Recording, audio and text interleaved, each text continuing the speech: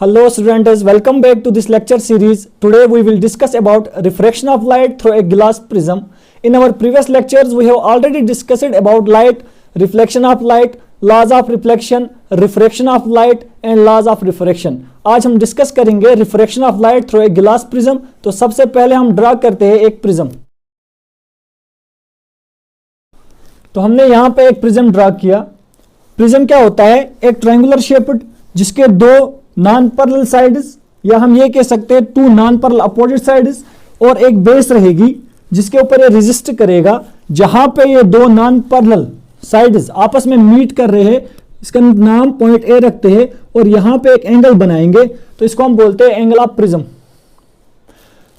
अब जैसे reflection of light में होता था, रेयर टू डेंसर मीडियम को जब भी कोई रे ऑफ लाइट पास होती थी वहां पे रिफ्रैक्शन होती थी. सेम प्रोसीजर रहेगा. कोई रे ऑफ लाइट सोर्स से आने के बाद स्ट्राइक कर गई प्रिज्म के ऊपर, आगे क्या होगा? रिफ्रैक्शन होगी, क्योंकि ये rare medium to denser medium pass हो रही है. ये हमारा रेयर मीडियम है, ये हमारा ग्लास प्रिज्म है. तो ये कौन सा रहेगा? Denser medium. ये हमारा रेयर मीडियम. अब जब रेयर मीडियम से डेंसर मीडियम को जा रही है, ये बेंड होगी. उसमें क्या देखा था हमने? Towards normal. इसमें भी देखेंगे. अगर हम यहां पे एक नॉर्मल रे पुट या ड्रा कर रहे हैं, यहां पे रिफ्रैक्शन होगी.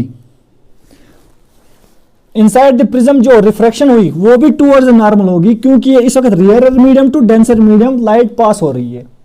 अब अगर इसी डेंसर मीडियम से वापस रेयर मीडियम को रे ऑफ लाइट पास होगी, तब क्या होगा?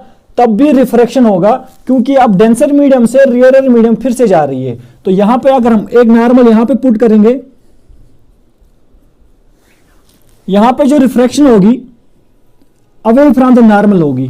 हमने रिफ्रैक्शन ऑफ लाइट में भी पढ़ा था, जब भी rare medium to denser medium ray of light pass होगी टुवर्ड्स द नॉर्मल बेंड होगी, और जब डेंसर मीडियम से रेयर मीडियम को जाएगी तब क्या होगा? Away from the normal. तो इस तरह प्रिज्म के अंदर रिफ्रैक्शन होती है. यहां पे भी रिफ्रैक्शन हुई और यहां पे भी रिफ्रैक्शन हुई. और कुछ चीजें देखते हैं. यहां पे हम नाम रखते हैं P, Q और S. तो हमने यहां पे जो एक रे ऑफ लाइट थी इसका भी नाम रखा PQ. बाद में जो रिफ्रैक्ट हुई QR, फिर से जो रिफ्रैक्ट हुई RS. हम इसको इस तरह भी लिख सकते हैं, जो हमारी PQ रे ऑफ लाइट थी ये कौन सी है? जो सोर्स से सीधा, जो सोर्स से पहले आने वाली रेज होती है उनको हम इंसिडेंट रेज कहते हैं. तो PQ कौन सी रे होगी? हमारी इंसिडेंट रे. यहां पे लिखते हैं हमारी इंसिडेंट रे. और QR रिफ्रैक्टेड रे.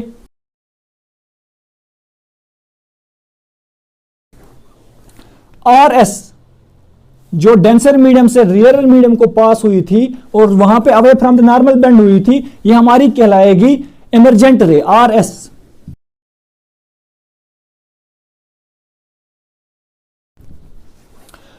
और भी देखते हैं यहां पे और क्या हुआ.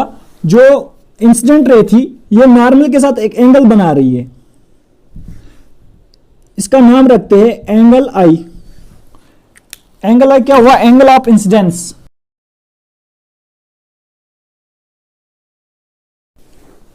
और यहां पे रिफ्रैक्टेड रे नॉर्मल के साथ एक एंगल बना रही है, एंगल R. इसको हम इस तरह लिख सकते हैं angle R, angle of refraction. और क्या हुआ?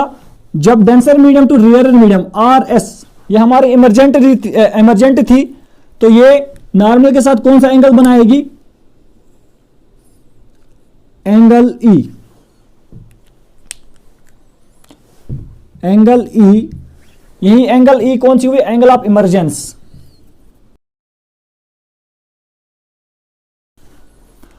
तो फिर से एक बार देखते हैं. ये जो रे थी PQ ये हमारी इंसिडेंट रे, QR कौन सी रे थी? रिफ्रैक्टेड रे. और RS कौन सी रे रही? हमारी इमर्जेंट रे. उसके बाद इंसिडेंट ने एक एंगल नॉर्मल के साथ बनाया, एंगल I. ये रही angle of incidence.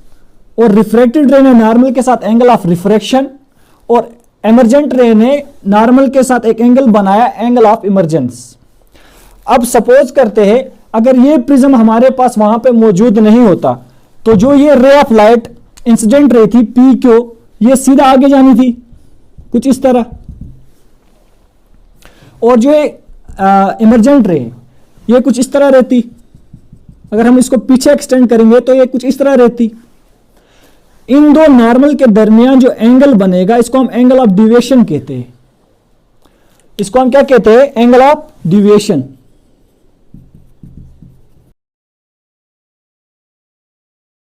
Angle of deviation हम किसे कहते हैं कि जो इंसिडेंट रे थी ये रिफ्रैक्ट टुवर्ड्स ए नॉर्मल कितने एंगल से हुई, तो वो एंगल ऑफ डिविएशन कहलाती है। कितने एंगल से रिफ्रैक्ट हुई, या हम ये कह सकते हैं कि डिस्प्लेस कितनी हुई, कितने एंगल से डिस्प्लेस हुई है इंसिडेंट रे टुवर्ड्स नॉर्मल, इसको हम क्या कहते हैं? Angle of deviation.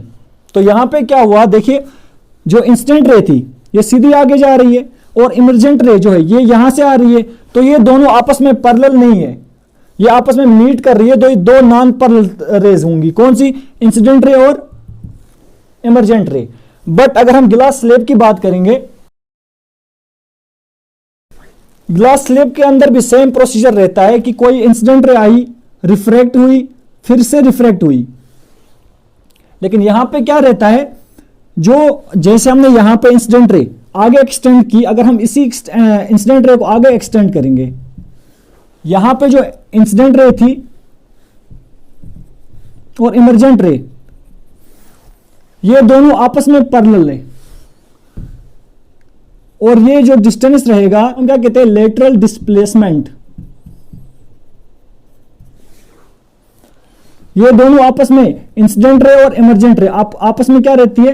पैरेलल रहती है। तो इन दोनों के बीच में डिस्टेंस रहेगा उसको हम लेटरल डिस्प्लेसमेंट कहते हैं। लेकिन प्रिज्म के अंदर ऐसा नहीं होता, प्रिज्म के अंदर ये दोनों नार पैरेलल रहती है। देखिए कैसे, अगर हम इस चीज को एक्सटेंड आगे करेंगे और इस चीज को अभी एक्सटेंड किया था, इन दोनों को एक्सटेंड करने से हमें क्या नतीजा मिलता है कि ये दोनों आपस में मीट कर रही है, तो ये दोनों नॉन पैरेलल रेज रहती है। यहां पे ये इंसिडेंट रे और इमरजेंट रे आपस में क्या रहती है? पैरेलल।